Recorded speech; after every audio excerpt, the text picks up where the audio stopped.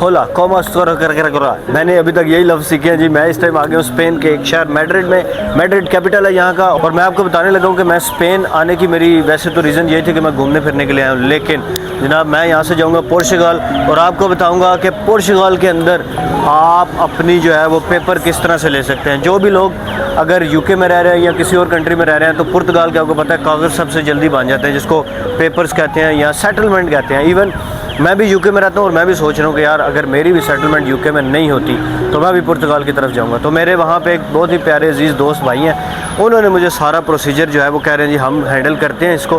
तो आज इस वीडियो में आपको ये बताऊँगा, साथ साथ मैं स्पेन घूमूंगा। आज आपको दिखाऊँगा कि स्पेन कैसा है, फिर पुर्तगाल भी जाएंगे इंशाल्लाह, अगली वीडियो में वो भी बताएंगे। लेकिन अभी टाइम नहीं ज़ाया करते और निकलते हैं और स्पेन घूमते हैं, लेकिन साथ साथ आपको कहानी भी बताते हैं कि भैया पुर्तगाल में पेपर्स कैसे बनेंगे। और मैं आपको ये भी बता दूं, जिन लोगों के पेपर्स बने भी हुए हैं ना यूके में, अपने पेरेंट्स को नहीं बुला सकते। पुर्तगाल के जो नेशनैलिटी या जो भी उसकी सेटलमेंट सिटीजनशिप है, उस सेटलमेंट के क्या क्या बेनिफिट्स है पहले उस पर बात करूँगा और फिर मैं आपको बताऊँगा ये सेटलमेंट आपको कैसे मिलेगी। शुरू करते हैं।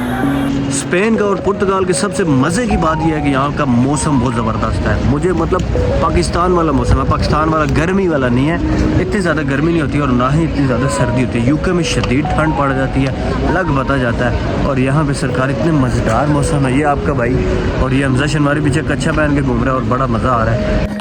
तो भाई प्रोसीजर ये होता है, सबसे पहले आपने पुर्तगाल के अंदर अपनी लीगल एंट्री करनी होती है। ज़्यादातर लोग ये समझते हैं कागज़ कहीं से भी जमा करा दें तो बाद में निकल आते हैं। ऐसा होता है बाज़ का, ऐसे कुछ जो है ना एजेंट्स बैठे हुए हैं, कंसल्टेंट्स हैं, वो ऐसे करते हैं कि आपके जो है ना जमा कर देते हैं, फिर आपका टैक्स देते रहते हैं और उसके बाद फिर जब आपकी बायोमेट्रिक देने की बारी आती है तो उस टाइम फिर मसला ये होता है कि आपको वहाँ पहुँचना होता है। तो बहुत सारे लोग वहाँ पे पहुँच नहीं पाते। जब पहुँचते नहीं हैं तो फिर आपके वहाँ पे वो जो आपने सारा टैक्स भी दिया हुआ है, वो सारा कुछ दिया हुआ है, वो ज़ाया हो जाता है। और आजकल ये भी चल रहा है कि जो गवर्नमेंट है वो, क्योंकि पता चल जाता है यार उनको भी, इतने भी वो फुद्दू नहीं है कि काफ़ी सारे लोग क्योंकि अपनी फाइलें शाइलें लॉक करा रहे हैं, तो इस वजह से गवर्नमेंट जो है वो आजकल छापे भी मार रही है। तो भाई छापे में भी जो बंदा पकड़ा जाता है तो बस फिर उसका भी वहीं से काम तमाम।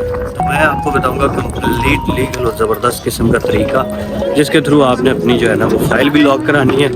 और पहले मैं आपको उससे बताता हूँ कि क्या क्या बेनिफिट्स हैं वहाँ पे आपको ये फ़ाइल लॉक कराने के, यहाँ आपको जो वहाँ पे जो बाद में आपका वो पेपर्स बन जाते हैं उसके क्या बेनिफिट्स हैं। सबसे पहला बेनिफिट ये है कि आप फुल टाइम जो है वो काम कर सकते हैं पुर्तगाल के अंदर भी, और आप यूरोपीय यूनियन में कहीं भी मूव कर सकते हैं। और ये पेपर बनने के तकरीबन 5 साल बाद आपको नेशनैलिटी मिल जाती है। और हाँ, मज़े की बात सबसे ये है कि आप अपने पेरेंट्स को भी बुला सकते हैं और कुछ थोड़ी सी कोशिश करके भाई बहनों को भी बुला सकते हैं। और हाँ, पुर्तगाल की सबसे इम्पोर्टेंट बात मैं आपको बताना भूल गया कि आप अपने बच्चों को, बीवी को, सबको बुला सकते हैं, पेरेंट्स को भी बुला सकते हैं। लेकिन सबसे इम्पोर्टेंट तो यही है कि आप अपने पहले जो आपका स्पाउस है, यानी आपके बीवी बच्चे, उनको भी बुलाएं।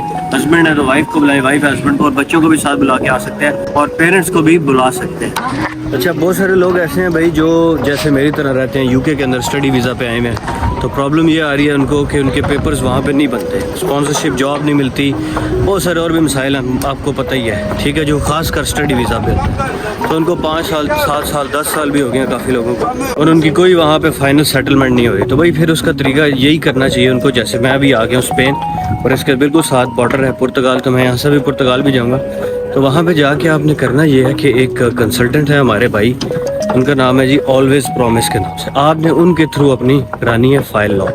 फाइल लॉक में होता क्या, अब इसमें 2 चीज़ें। अब इसमें कुछ लोग ऐसे करते हैं जी, आपको किसी जॉब के पास, किसी कॉन्ट्रैक्टर के पास, कंपनी के पास आपको वो शो करते हैं जी आप इस कंपनी के साथ काम कर रहे हैं, लेकिन बाद में जब आप पूरा साल उसको टैक्स भी देते रहे हैं, पूरे साल बाद पता चलता है आपको कि यार ये तो कंपनी 2 नंबर थी। तो जब कंपनी 2 नंबर है तो फिर भाईजान आपका जो फाइनल प्रोसेस है वहाँ तक जब आप पहुँचे हैं तो वो सारा फाइनल प्रोसेस वहीं पे आपका ख़त्म हो, मतलब आप वहाँ पे समझ लें कि आपने जो पैसे भी ज़ाया किए, टाइम भी ज़ाया किया और आपका प्रोसीजर भी नहीं हुआ। और बहुत सारे लोगों को पता ही नहीं है, एक वीज़ा होता है फ्रीलांस का वीज़ा, ठीक है, मतलब वीज़ा नहीं उसको कह लें आप, एक मेथड होता है एम्प्लॉयमेंट का जिसको फ्रीलांस कहते हैं, सेल्फ एम्प्लॉयमेंट भी बोल सकते हैं आप। अब फ्रीलांस में जो है ना अपना वो कराएं रजिस्टर। फ्रीलांस का मकसद ये है कि आप बाउंड नहीं है किसी को, किसी के थ्रू काम करेगा, किसी कंपनी के थ्रू काम करेगा आप, क्योंकि आप लीगल एंटर हुए हैं। सबसे पहले आपने लीगल एंटर होना है, उसका तरीका मैंने आपको बताया कि आप किसी भी शेंजन मुल्क का वीज़ा लगा सकते हैं। जैसे मैंने स्पेन का लगाया, ये कैसे मुझे वीज़ा लगा इस पर मैं पूरी वीडियो बना रहा हूँ, वो भी आपको वीडियो मेरे चैनल पे मिलेगी, मेरे ख्याल से मैंने अपलोड भी कर दी होगी, उसको जाके ज़रा चेक कर लें।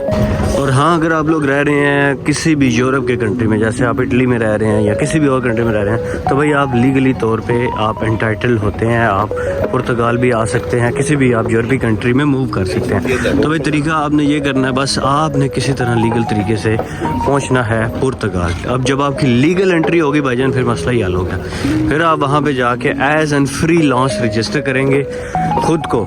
आपको किसी कंपनी के चक्कर में पड़ने की ज़रूरत नहीं पड़ेगी। सिंपली आपने जाके ये जो मैं आपको कॉन्टैक्ट नंबर स्क्रीन के ऊपर नज़र आ रहा है, इनसे कॉन्टैक्ट कभी भी कर सकते हैं, वहाँ जाने से पहले भी कर सकते हैं, बाद में भी कर सकते हैं। कुछ लोग कहते हैं यार हम जाएं और हमारे जाने से पहले सारा प्रोसेस हुआ हो। मिसाल के तौर पर मेरे पास इतना टाइम नहीं है कि मैं जो है ना वो जाऊँ और फिर वहाँ से वापस आऊँ और फिर वहाँ मुझे 2-3 महीने लग जाएँ। तो लोग क्या करते हैं, इनके थ्रू करते हैं। तो वो उसका तरीक़ाकार ये है कि आपने इनसे पहले कांटेक्ट करना है, इनको बताना है जी, पूछे इनसे पहले कि मेरा क्या तरीक़ाकार है। हर केस का जो है ना थोड़ा डिफरेंट होता है। तो वो केस आपने इनसे डिस्कस करना है, आपने इनको बताना है कि जी मेरा ये केस है, तो मुझे बताएं मेरे लिए क्या राइट प्रोसेस है। तो ये आपको गाइड करेंगे कि आपके लिए क्या राइट प्रोसेस है। उस प्रोसेस को स्टार्ट करने से पहले ही आप सारी चीज़ें जो हैं, वो सारे डॉक्यूमेंट्स और सारी चीज़ें जो आपने तैयार करनी है वो आप तैयार कर लें, जो उन्होंने तैयार करनी है वो आपको तैयार कर देंगे।